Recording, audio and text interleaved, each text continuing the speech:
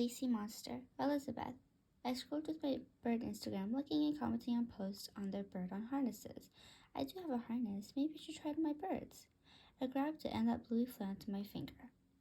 With this harness, I could bring him outside freely and not in a carrier so he'd experience more freedom and fresh air.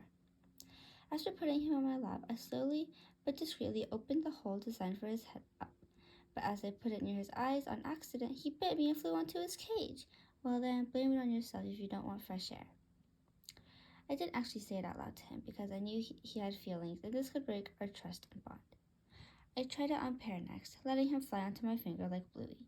Something I noticed with him was that he was awfully scared of every new thing, but he seemed strong for the harness. However, as I approached him, he bit me. Did Bluey tell you that? No response. His beak went in deeper and deeper until a red dot appeared. It was small in size but grew ever so slowly, and after he flew off, it began to be the size of 2 peas. Pear!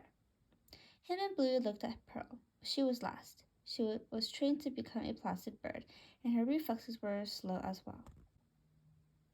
Please, Pearl, you're my last hope. I put the loop over her head, and she stayed put. Good job.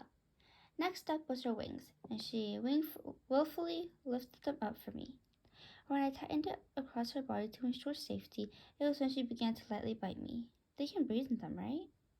I managed to do it with the help of my mom, but then I saw her scramble backwards. What's going on? I saw a red string. She did it again, this time to a purple one. I came to the conclusion that she did that to every string. After a while, her face seemed tired, but from stress, not just everyday reasons for them. All right, I'll take it off. There must be another way to get them to go outside.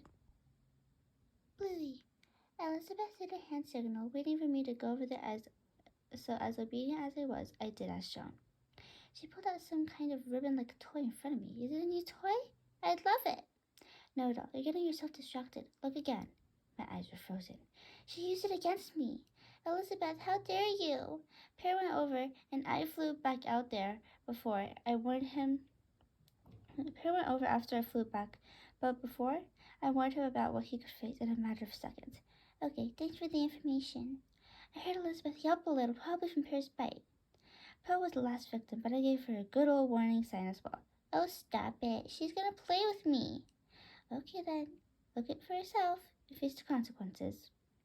She ran around like a selfish brat, though I couldn't tell whether or not she liked it. Told ya, that's why you should trust me. Pear. Hi, Ava and Pearl. I wasn't sure who I was going to choose, but it was only fair if I choose both. I hope they don't mind. Bluey's head peeked into my business as I flew over to Elizabeth as fast as I could. Pear, you must be aware of our mom. She's dangerous now. She shouldn't be on to us, though she didn't, since she can't hear our conversations. Okay, thanks for the information. He was indeed telling the truth, but I played along with a trick up my sleeve for ultra protection. When she wanted to put on the headpiece, though, I quickly took action and bit her as hard as I could. She attempted to pull away, but I resisted. It was true that she was way heavier than me, and maybe even stronger, but blood, whatever a fierce child would seek out one day. That's what you get, ma'am. I flew back, and Elizabeth took Pearl away. Hey, bring her back! We tried giving her red flags to do whatever she could to get out, but to our horror, she refused to listen. It's just like a parent telling their kid to do chores. She ended up charging at random objects and looked overly irritated yet apologetic, and this could have been all avoided if she did as we told. We were her true friends, or rather for me, I was her boyfriend. No, at all. She trusts Elizabeth too much. Pearl. The boy's immense wings flapped and flapped until they reached me, and it was as if the distress on their face came upon me. They never looked like that. In fact, when I was first introduced to this crazy family, I was the one who was like that, not them. What could have possibly caused them to act like in this way? They were difficult to manipulate, which softened the answer too much that my head began to throb. Pearl, you must be careful with Elizabeth now. Blue looked at me with concern.